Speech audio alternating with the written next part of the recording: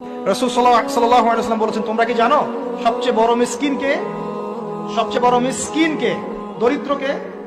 সাহাবীরা বলছেন, আমরা তো মনে করি যার কাছে অর্থ সম্পদ কম সেই বড় মিসকিন। আল্লাহ রাসূল বলছেন, ভুল। শোনো, সবচেয়ে বড় মিসকিন সেই ব্যক্তি যে ব্যক্তি পরকালে অনেক নেকি নিয়ে উঠবে, নামাজ, রোজা, হজ, যাকাত, উমরা, হজের নেকি, বিশাল বিশাল নেকি। এরপরে সে দেখবে সামনে মানুষ দাঁড়িয়ে আছে, কারো গীবত করেছে, কাউকে তহমত দিয়েছে, কাউকে অপবাদ দিয়েছে, কারো টাকা চুরি করেছে, কাউকে অন্যায়ভাবে জুলুম করেছে, কাউকে পিটিয়েছে, কারো সম্পদ লুট করেছে ইত্যাদি। তখন আল্লাহ পাক বলবেন, শোধ করে দাও।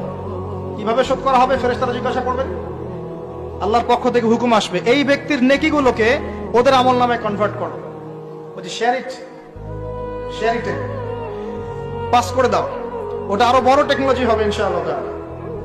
বলার সাথে সাথেই আপনার নেকি আমার নেকি দেখা যাবে চলে গেছে, নাউজুবিল্লাহ।